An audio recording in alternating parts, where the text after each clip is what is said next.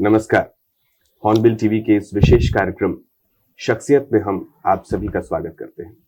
इस कार्यक्रम में हम प्रदेश के कुछ ऐसे लोगों से, कुछ ऐसी शख्सियतों से आपकी मुलाकात करवाते हैं जिन्होंने अपने क्षेत्र में सराहनीय काम किया हुआ है। ऐसे ही एक व्यक्ति आज हमारे बीच इस कार्यक्रम में मौजूद है। छत्तीसगढ़ लघु एवं सहायक उद्योग संघ के अध्यक्ष हरीश केडिया जी। सर, बहुत बहुत स्वागत। धन्यवाद आपका। आपके बारे में पूरा शहर जानता है, बताने की जरूरत महसूस नहीं होती, फिर भी जो नए हमारे दर्शक हैं उनके लिए एक छोटा सा हम ये इंट्रोडक्शन दे देते हैं कि सिर्फ बिलासपुर में नहीं बल्कि पूरे प्रदेश में ही साल का एक ऐसा खास मौका होता है जब दादा को याद किया जाता है। वो मौका होता है राष्ट्रीय उद्योग और व्यापार मेले का। सालों से बिलासपुर में ये मेला आयोजित होता रहा और उस मेले के चलते आपकी लोकप्रियता और ज्यादा बढ़ी दादा। मैं थोड़ा सा इस बात पे प्रकाश डालेंगे कि कितने सालों तक ये मेला जो आयोजित होता रहा। देखिए, हमने इसको 25 साल चलाया। मुझको याद है, यहाँ BR यादव जी विधायक थे, तो ACCL एकमात्र यहाँ का बड़ा कारखाना था। तो ACCL के कुछ सहायक उद्योग स्थापित हुए थे, 10-12। तो मेरे दिमाग में एक दिन बैठे बैठे आया कि भाई बिलासपुर में औद्योगिकरण की शुरुआत, मेला वेला कुछ नहीं है, औद्योगिक शुरुआत होना चाहिए। अब यहाँ प्रोडक्ट हैं, 10-12 लोग बनाते हैं, अच्छा प्रोडक्ट बनाते हैं, किंतु किसी को नहीं मालूम है, जंगल में मोड़ नाचा है। तो क्यों नहीं ये 10-12 लोगों को संगठित करके एक छोटी सी प्रदर्शनी का शुरुआत करें। हमने उसे नाम दिया औद्योगिक प्रदर्शनी बिलासपुर। और BR यादव जी आए, विधायक के रूप में, मंत्री भी थे वो। राजेश पांडे से महापौर थे, वो भी आए। और ACCL के CMD को हमने कहा कि भाई ACCL वाला है, बोले मैं आऊंगा, वो भी आए। आश्चर्यजनक रूप से शाम को पूरा खाल खचाखच भरा हुआ था। तो हमने कहा ये क्या हो गया कि औद्योगिक प्रदर्शनी में भीड़। तो हम बड़े उत्साहित हुए और सबने तारीफ किया स्वाभाविक तौर पे। कहाँ ये बैठक हुई होगी? राघवेंद्र हॉल, उसके अंदर में।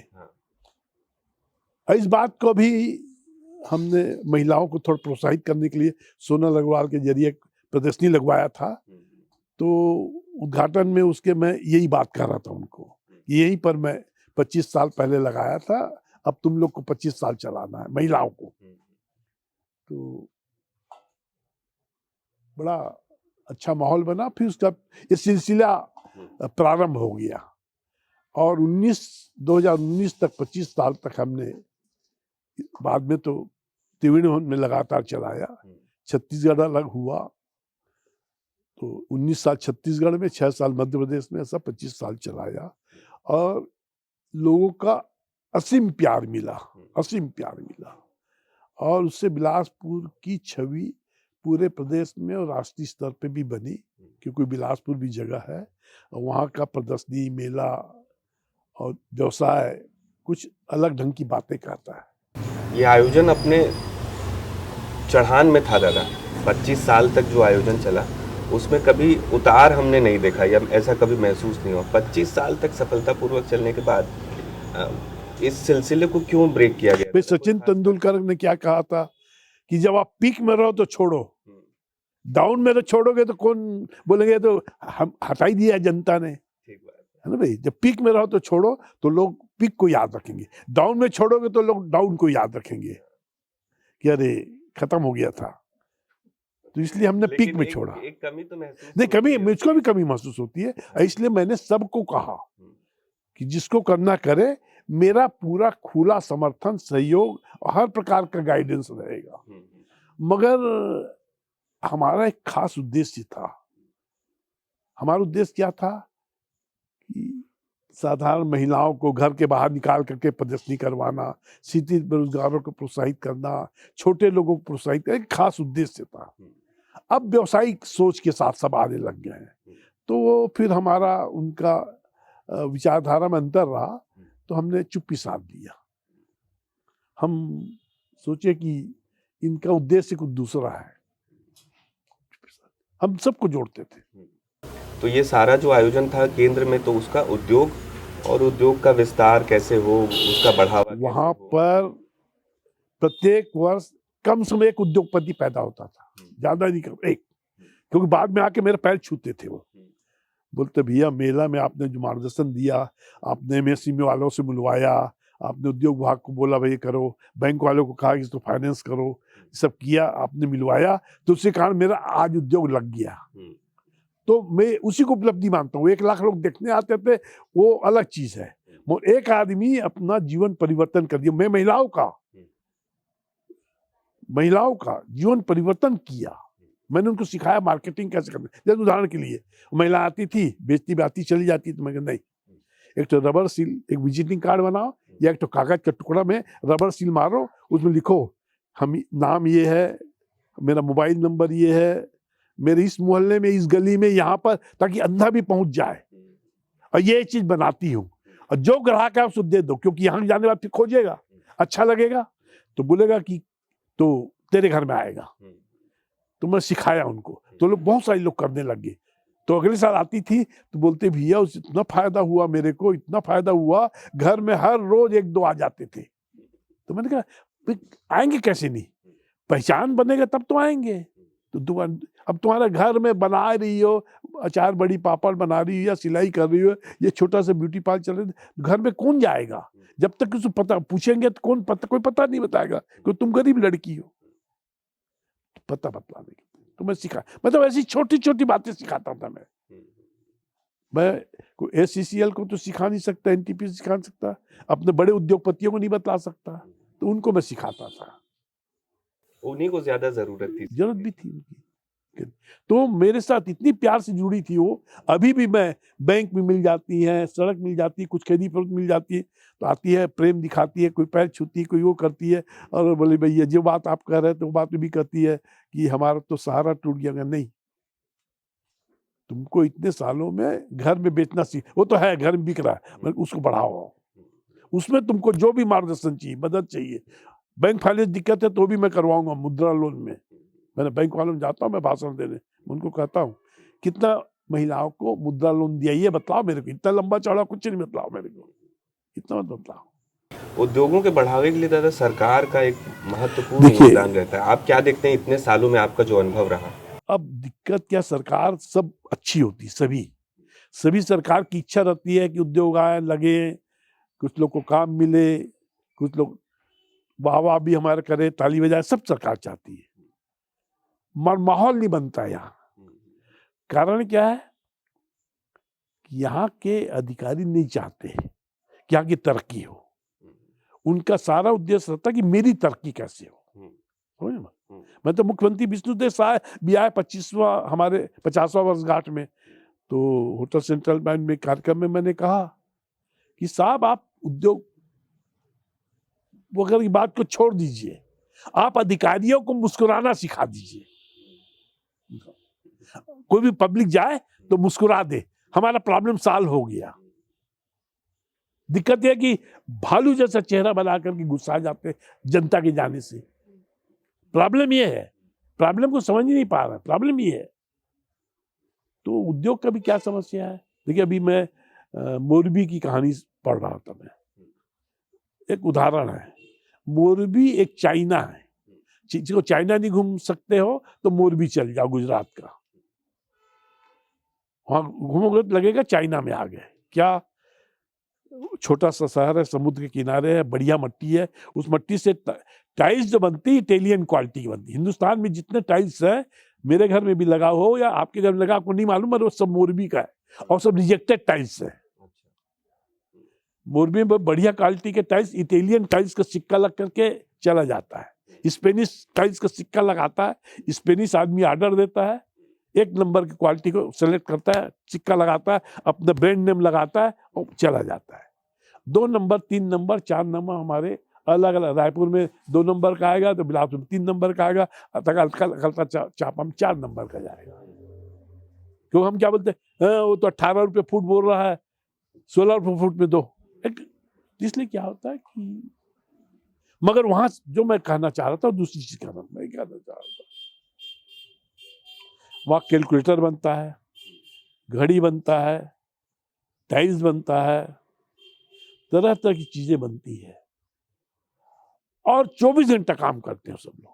माँ मियाँ हमारे बीड़ी कारखाने में वो लोग बीड़ी नहीं बनाते थे, घर घर में बीड़ी बनता था। आप पूछना घर में, तो दादी भी बना रही है, दादा भी बना रहा है, पिताजी बना रहा है, बच्ची भी बना रही है। 1 रुपये भी कमा ली, 2 रुपये भी कमा लिया, घर भर के लोग थोड़ा शॉर्ट वीडियो बना दिए, 1 रुपये मिल गया उसको। तो मोरबी में यही है, टाइल्स बनाओ पैसा मिलेगा तुमको।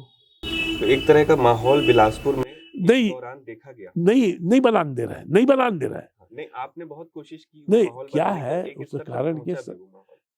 उसमें सबका समर्थन होना चाहिए, सबका समर्थन। हमने कहा, सरकार से 10 बार कहा, ताली बजाते हो, खुश होते हैं, वाह वाह वाह वाह। जब ताली बजाता है कोई, मैं समझ जाता है हो गया काम, नहीं करना इसको, तो ताली बजा दिया। काम करके दिखाओ भाई। कोई तो सरकार चैलेंज करके कहे, कोई तो अधिकारी चैलेंज करके कहे, नहीं मैं यहां पर, मैंने कहा कि आप ऐसा करिए, 10,000 लोगों को 1 साल में मैं रोजगार दूंगा, मगर सरकार मेरे ढंग से थोड़ा सा काम करे। इतने सालों में किसी सरकार की तरफ से कोई ऐसा पॉजिटिव रवैया आपको दिखा हो? नहीं, सरकार क्या, आदमी, सरकार में आदमी, अमर अग्रवाल पॉजिटिव सोच का आदमी है, वो पूरा सपोर्ट करता था, जो बात बोले उस प्रॉब्लम सॉल्व करता था। अब पॉजिटिव सोच वाले नहीं है, हमको एक ग्राहक के तौर पे देखते हैं, उद्योग व्यवसाय के लोग को। तो अब आपका नजरिया, हमारा संबंध ग्राहक और खरीदार और विक्रेता ये वाला हो जाएगा, व्यवसायिक सोच हो जाएगा, तो फिर तो खेल खराब है। कैसे आएगा इस चीज में बदलाव? क्या युवाओं के लिए कोई आपकी ऐसी बात है जो इस क्षेत्र में, ये जो बैरियर है सरकार, पहला चीज क्या है, वो तोड़ा जा सके? मैं अपनी बात नहीं कर रहा हूँ, सरकार 25 साल से कह रही है, क्या कह रही है, छत्तीस बनने के बाद से, कि बिलासपुर में ग्रीन उद्योग लगेगा, एग्रो बेस्ड इंडस्ट्री लगेगी, या कृषि उत्पाद आधारित उद्योग है। तो पिछली बार मैं कहा था, 25 साल पहले मैं सुना था आपका, ये 25 साल में एक ठोक तो नहीं लगा, क्योंकि आप मुंह से बोल रहे हो, आत्मा दिल से बोलोगे तो लगेगा। अब दिक्कत क्या मैं बताऊं आपको, मैं थोड़ा खेती भी करता हूं अभी हाल में, तो मेरे को थोड़ा अनुभव हुआ। मैं देखा कि मिर्च, किसान बोता मेरा है मिर्च का दाम 5 रुपये से 60 रुपये तक वेरी करता है हर साल। 5 रुपये से 60 रुपया हर साल, 5, 10, 25, 50, 60, 70, फिर 30, फिर 20। अब मैं किसान से बोलता हूँ, यार इसको स्टोर कर लो, अभी 5-10 रुपया है, नुकसान हो रहा है, इसको स्टोर कर लो, और जब 25-30 हो जाएगा तो बेच लेना। तो बोले कहाँ स्टोर करूं? तो मैं 1-2 कोल्ड स्टोरेज वालों को फोन किया, यार बोले मिर्ची रखना चाहते हैं। अरे बोले भैया, आलू प्याज से फुर्सत हो तब तो मिर्ची रखे। अब दिमाग क्या उनका बन गया, कोल्ड स्टोरेज वाला, आराम का काम है, आलू प्याज रखो, फुर्सत पा, व्यापारी का है। अब आलू प्याज व्यापारी का होता है, किसान का नहीं होता है, क्योंकि उत्तर प्रदेश से आ रहा है, उत्तर प्रदेश के किसान का है, यहाँ व्यापारी ने खरीदा, होलसेलर ने खरीदा चीजें, तो उनका है। मगर मिर्ची है, टमाटर है, टमाटर फेंकते भी है, अभी 50 रुपए किलो टमाटर बिक रहा था ना भाई, और 2 रुपया 5 रुपये किलो भी बिकता है। तो 50 का टमाटर 25 आए और 2 का टमाटर 25 हो, ये कुछ बैलेंस बने, इसके लिए क्या योजना है? तो किसान को फायदा होगा। दूसरी जगह के उत्पाद को बेचोगे तो व्यापारी को फायदा होगा, यहां के उत्पाद को बेचोगे तो किसान को फायदा होगा। ये सीधा सा संबंध है। मैंने कहा, अभी यूनिवर्सिटी में भी गया था, मैं कृषि विश्वविद्यालय में भाषण देने के बुलाया, मैं अलग ढंग से बोलता हूँ, मैं बोला आप एक काम बस कर दो, तो आपको मैं माला पहनाऊं सब लोगों को, उद्योग संघ की तरफ से। बोले क्या? आप हमारे यहाँ बिना बिजली के कोल्ड स्टोरेज बनवा दीजिए, छोटे छोटे, मेरे खेत में एक कोल्ड स्टोरेज बना दीजिए बिना बिजली के चलने वाला। कोई बहुत बड़ी बात नहीं कर रहा मैं, 2-3 लेयर रहेगा मट्टी का तो स्टोरेज बन जाएगा। मैं 0 डिग्री मत लाइए आप 10-15 डिग्री में टेम्परेचर आ जाए तो चीज खराब नहीं होती है। आपने फ्रीज में देखा होगा, फ्रीज में 2 होता है, एक साधारण रख दो सब्जी, एक फ्रीजर होता है जो बर्फ जमता है, ठीक है भाई। तो मैं बर्फ जमाने की बात ही नहीं बोल रहा हूँ, सब्जी को रखने की ताकि सब्जी खराब ना होने पाए। तो आप 2-3 लेयर, नहीं वो बहुत आसान, हम करवा देंगे, ऐसा करवा देंगे। अरे भैया ये मेरा मोबाइल नंबर है, विजिटिंग कार्ड, आप जानते हुए मेरे को फिर बुलवा लेना, मेरे यहाँ से शुरू कर दो। चलो मैं 100-200 किसानों को जोड़ लूंगा, बता दूंगा देखो भाई ऐसा है, मेरा नकल तुम भी करो। उसमें 2 ही चीज रखो, एक तो बिजली नहीं, कारण कि गांव में बिजली नहीं रहती है, फेल हो जाएगा के हिसाब से सस्टेनेबल मॉडल। एक तो बिजली नहीं रहती है, और दूसरा कम खर्चे का होना चाहिए। किसान तो तभी लगाएगा ना 10-20 हजार रुपए में छोटा सा कोल्ड स्टोरेज बन जाएगा तो लगा लेगा। 10 लाख 50 लाख का बोलोगे तो हर इसके लिए लगाएगा ना, किसान तो नहीं लगाएगा ना। ये पूरे छत्तीसगढ़ में कहीं आप ऐसा माहौल देखते हैं जहां से सीखा जा सके, जहां कोई ऐसी पॉजिटिव चीजें हो रही हो? पूरे छत्तीसगढ़ में कोई ऐसा जिला आपको नजर आता है जहां कुछ अच्छा हो रहा हो? कई जगह में थोड़ा काम हुआ है, जैसे कि महासमुंद में आप जाएंगे तो पहले वहाँ पत्थर के खदान, पत्थर में तो टाइल्स पूरे सीनान में भी आता है, काले रंग का फर्सी पत्थर जिसको कहते हैं अपन। अब उन्होंने जिंदगी भर क्या किया था कि फर्सी पत्थर निकाला सब्बल से, खदान से, और बेच दिया। एक बार मैं भी सर देने गया तो वहाँ कई लोग विशेषज्ञ गए, तो मेरे को ज़्यादा जानकारी नहीं थी, मगर उपभोक्ता के रूप में मेरे को जानकारी थी कि मैंने एक बार फर्सी पत्थर खरीदा था पॉलिश किया हुआ। तो मैंने कहा यार आप जब तक इनोवेटिव नहीं बनोगे उसका दाम नहीं बढ़ाओगे, अभी आप 10 रुपये में एक पत्थर बेचते हो मान लो, उसको 20 रुपये वाला नहीं बनाओगे 5 रुपये खर्चा करके, तब तक पैसा कैसे कमाओगे आप? तो 1-2 किसान थे कौशिक लोग, बोले नहीं भैया ठीक बोल रहा है। उन्होंने कल लगाया, बातचीत किया, 1-2 दिन क्या किया, कारखाना लगाया। एक कारखाना लगा तो 100 कारखाने हैं जो क्या करते हैं, फर्सी पत्थर को पॉलिश करते हैं। जरूरत इस टाइप के कारखानों की है। पहला क्या, कम से कम दाम में बने कारखाना। हमारे यहाँ दिक्कत क्या है, उद्योग लगाना है तो आप जाते हो चार्टर्ड अकाउंटेंट पास, चार्टर्ड अकाउंटेंट ज़्यादा से ज़्यादा दाम में कैसे कारखाना लगाओ उसकी योजना बना के देता है आपको, ज़्यादा से ज़्यादा। और उद्योगपति बोलता है कि ज़्यादा से ज़्यादा लोन या बैंक से तो 10 लाख रुपये का है तो 2-3 लाख रुपये मार्जिन में भी नहीं देना पड़ेगा, इसी से निकाल दूंगा मैं आपका। आप बड़े खुश हो जाते हो, उसके एक्स्ट्रा पैसा ले लेता है। ऐसी है अब प्रॉब्लम है। हम लोग 2 बात हरदम कहते हैं, मैं तो हरदम 2 बात कहता हूँ। पहला, उद्योग लगाना, व्यवसाय करना और कुछ भी नहीं है, खरीदने बेचने की कला है। आप भी थोड़ा बहुत व्यवसाय से जुड़े होंगे तो देखना, खरीदने बेचने की कला है। आप महंगा खरीदोगे, महंगा बनाओगे तो महंगा बेचोगे, तो महंगा बेचोगे तो कम बिकेगा। आप कम भाव में खरीदोगे, सस्ता खरीदोगे तो सस्ता बेचोगे। अब सवाल बात, सस्ता खरीदना चाहते तो आप कौन देगा, एक स्वाभाविक बात है। तो कब खरीदा जाए, किससे खरीदा जाए, ये कला आपको सीखनी पड़ेगी, ये हम सिखाएंगे। इसका एक लंबा मेरा अलग इंटरव्यू हो जाएगा कि कैसे सस्ता खरीदते हैं। जैसे एक लाइन में मैं कह दूं, मैं मेला में क्या करता था कि साल भर की वस्तुएं बिना सीजन, सभी लोग क्या होता है धनतेरस में सोना चांदी खरीदते हैं, पुष्य नक्षत्र में बर्तन खरीदते हैं, सोना चांदी खरीदते हैं, यानी शुभ दिन में खरीदते हैं ना सब लोग। घर में भी क्या बोलते हैं, शुभ दिन में खरीदो। मैं पूरी जिंदगी में शुभ दिन में खरीदा, पूरी जिंदगी।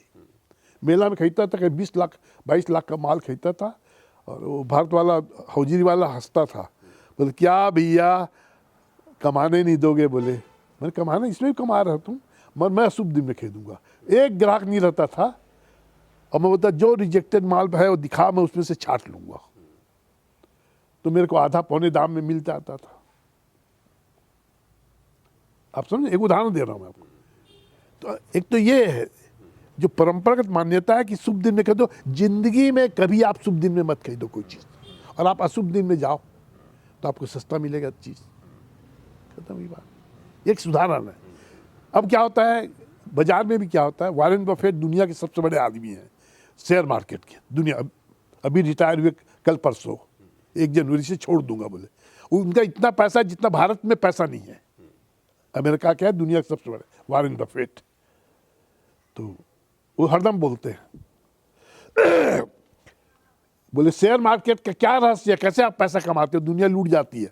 बोले कुछ नहीं है, एक शेयर मार्केट में मैंने एक सिद्धांत पढ़ा, जब सब खरीदे तो तुम बेचो, और जब सब बेचे तो तुम खरीदो। बोले इसको सब जानते हैं, इसको कोई नई बात नहीं करो, सब जानते हैं, मैं मानते नहीं है, मैं मानता हूं। तो वैसी है,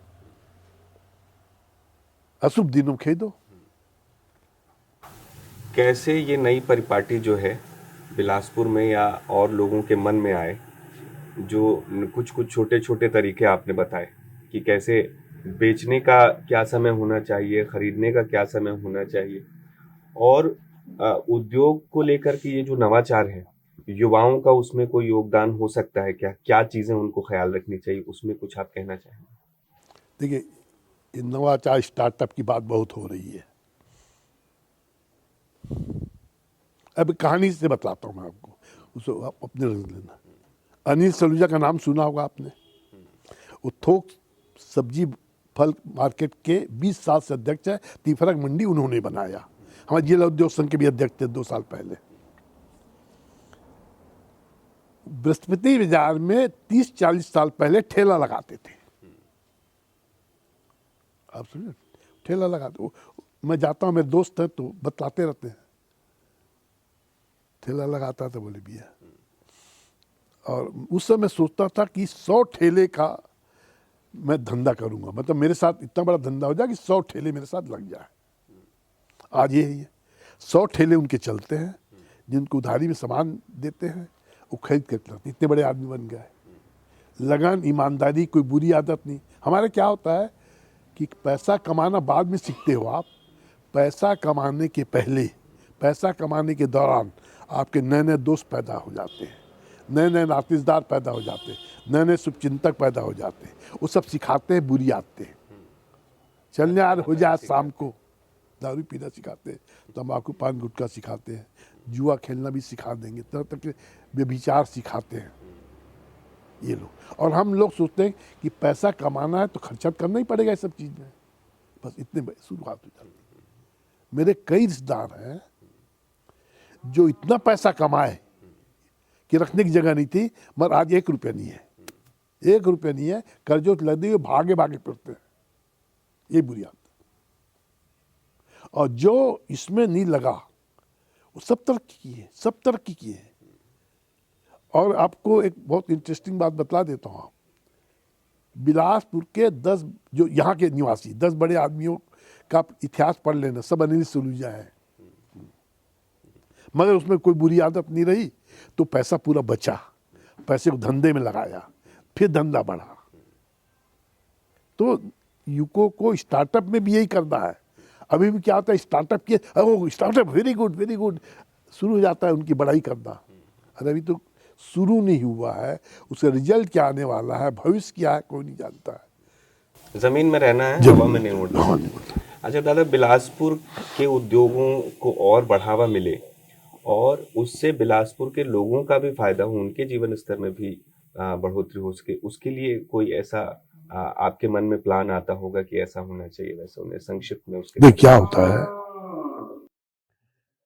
आपने एक तोरवा में दुकान खोली, थोड़ी दूर में एक दूसरी दुकान खुल गई, आपको चिंता भी हो जाएगी और आपका दुकान की ग्राहकी भी आधी 3/4 हो जाएगी, क्योंकि खरीदने वाले तो उतने ही हैं।